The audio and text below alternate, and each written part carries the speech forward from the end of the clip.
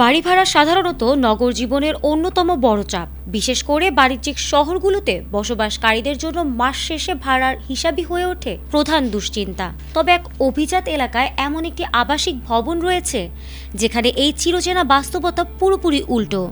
সেখানে ভাড়া দিতে হয় না, বরং নিয়মিত নাকি অর্থ পান বাসিন্দারা।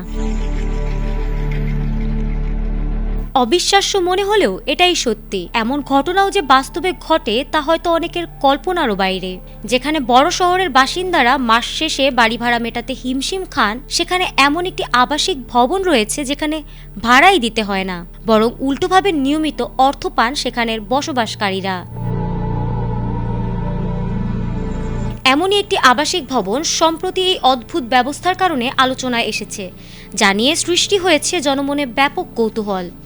ভবনটি ভারতের মুম্বাইয়ের নরিমান পয়েন্ট এলাকায় অবস্থিত।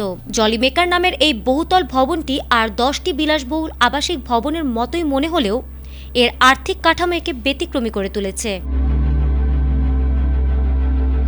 জানা গেছে, ভবনটি 1970-এর দশকের নির্মাণের সময় ক্রেতাদের জন্য একটি ভিন্নধর্মী শর্ত রাখা হয়েছিল। ফ্ল্যাট কেনার পাশাপাশি তাদের পাশেই নির্মিত একটি বাণিজ্যিক ভবনে অতিরিক্ত বিনিয়োগ করতে হবে। সে সময় বিষয়টি ঝুঁকিপূর্ণ মনে হলেও দীর্ঘমেয়াদে সেই সিদ্ধান্তই লাভের পথ খুলে দিয়েছে।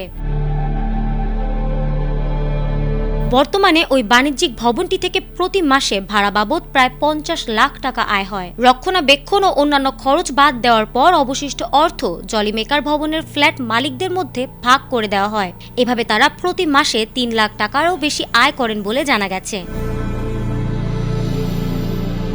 ফলে বাসিন্দাদের ভাড়া দেওয়ার প্রয়োজন পড়ে না, বরং তারা নিয়মিত লভ্যাংশ পান। নগর আবাসনের প্রচলিত ধারণার বাইরে গিয়ে এই ব্যবস্থা এখন বিশেষজ্ঞদের কাছেও দীর্ঘমেয়াদী বিনিয়োগ পরিকল্পনার এক সফল উদাহরণ হিসেবে বিবেচিত হচ্ছে। যেখানে অধিকাংশ শহুরে মানুষ বাড়ি ভাড়ার চাপে নাকাল, সেখানে জলি মেকার ভবন দেখাচ্ছে সঠিক পরিকল্পনা আর সময়ের ব্যবধান মিললে বাড়িও হতে পারে আয়ের উৎস। ফারহানা হক, এটিএন বাংলা।